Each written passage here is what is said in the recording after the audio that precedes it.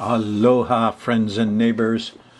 Roland Frost here, an astrologer living in Kona, Hawaii, on the Big Island.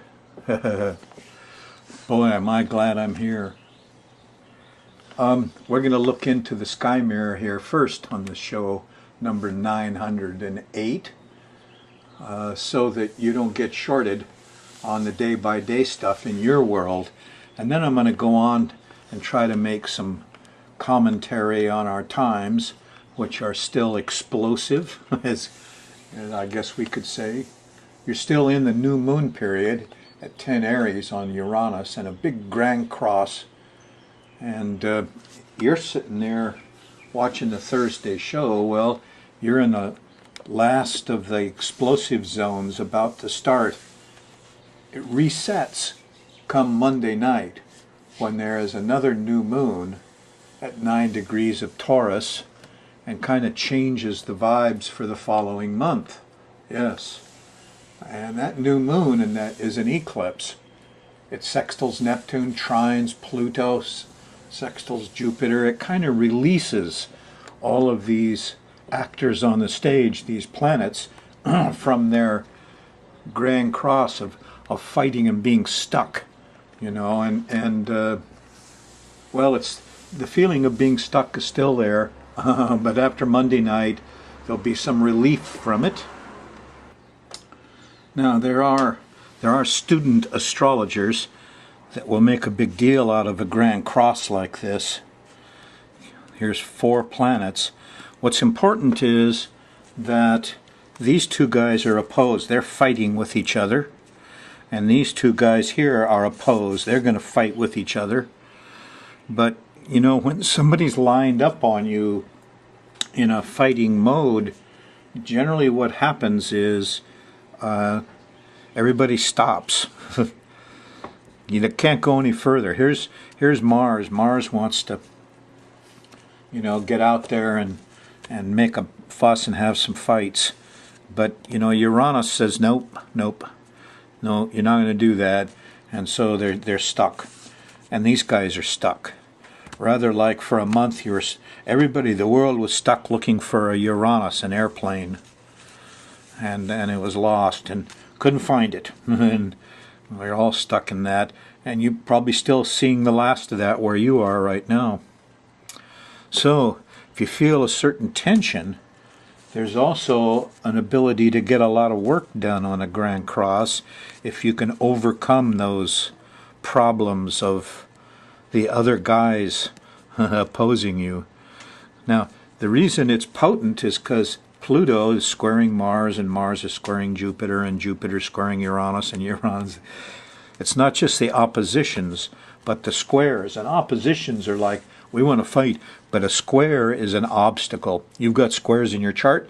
Well, it's like a rock in your path, and you keep meeting it, and you got to overcome it. And you go over it, or under it, or around it, or you fix it, or you do something, see? So these squares represent obstacles, which really gets all 4 of these guys stuck. They're stuck in cardinal signs. It's tough on Aries and Cancer and Libra and Capricorn, the 4 compass points, yeah? But they've been stuck now for a while. You're at the last of the stuck period. Let's take a look at it and see what it looks like day by day. We're going to run, the moon goes all the way around here once a month.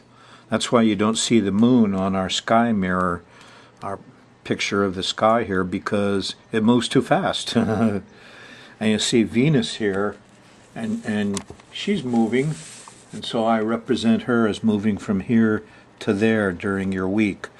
The sun moves from 5 to 15 degrees of Taurus during the week. But most of the other planets, they don't move too much. So they look like they're stationary, but they're not. Everybody's moving and jockeying for position.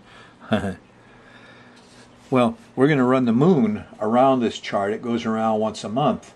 And there it comes. And as it goes through each day here, it makes angles to the other planets, and I make notes here.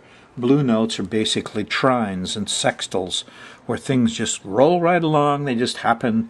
It's very easy to do this stuff. Sextiles, the dotted red are blue lines. Trines, the long blue ones. Or I make a note here in red, and there's squares and oppositions. So if you're on the Thursday night show, you're about here. The moon is in Pisces. Here's Pisces. Runs down to here. So the moon's in Pisces Thursday night, and there's a nice trine to Jupiter and a sextile to Pluto, and a lot of stuff is coming clear. A lot of things are starting to come out, a lot of secrets, a lot of breaking that Jupiter, the lawyers and the police and the powers that be and the investigators versus the people with the money and the law. Anyway, all that stuff is a chance to release it as the moon goes by there, and you'll probably figure out how to handle the Pluto. How do you handle those bugs anyway? I actually lit a little fire in a part of my house where there was a spider in there. We couldn't get out, and so we put a little fire in there and we smoked the room, and the spider ran out. Didn't have to use pesticides. There's a lot of things you can do here. A lot of answers will come clear. You just kind of hang out Thursday night and things will pop up for you. Continues through Friday morning. On Friday morning there's a trine to Saturn, and there's a real plan, and there's time, and there's money, and then there's a nice conjunction to Venus. Happens about the middle of Friday afternoon. Gets loving and sexy, and she's in Pisces. She wants to dress up with dangly earrings and have some fun. And Friday actually is the day of Venus. In French, Friday is vendredi. Venus's day is Friday, just like Saturday here is Saturn's day. And for you, it definitely changes. And you wake up Saturday morning on April 26th. The moon's in Aries. And boy, is that different. We're on the Grand Cross again. We're actually returning to the place of March 30th new moon that started this whole April month of violence, and some kid in Pittsburgh just knifed 20 people in high school. So, sometimes, there's been a lot of stuff happens on this Grand Cross, but you're returning kind of to the beginning of it. So it all sort of mounts up, and you're back in the quake zone, the earthquake zone. Yeah, Saturday. And it could get really quaky. And people are going to be angry, too, because Mars is closely opposing it here. Mars comes up first. People get angry and impatient and run off, and there's fire and heat. And then Uranus comes in. The electronics, the helicopters, the science, the earthquake. Afterwards comes Pluto, and there's a sense of panic and policing. And control, lack of control, is what comes up late Saturday night. And finally, Jupiter, where there's too much to do and lots of suggestions, and it's not helping at all. In fact, when you look at this Grand Cross, what's important is who comes first. And I made some notes here for you, or my notes. There we are. Mars at 12 degrees comes first. So first there's a little anger and heat. Then Pluto, comes second. A little panic and territoriality. Then Uranus, individuality and the unique solutions and exceptions at 14. And finally Jupiter, when the lawyers and the wise men object at 15. 12, 13, 14, 15. So you're going through it on Saturday. And, it's a shaky time. It's the last of this terrible month of April, where we've all gotten stuck in the Grand Cross. Sunday, you'll still be feeling it. On the 27th, the moon's still in Aries, and it's still going to get shaky. Starts to calm down a little bit. By the time you get to Monday, you wake up Monday morning, hooray, the moon's in Taurus. Starts to change. Now, Taurus is still a quakey. It's a fixed earth sign, and when the earth moves, Nostradamus said the earthquakes are so big in the month of May in Taurus.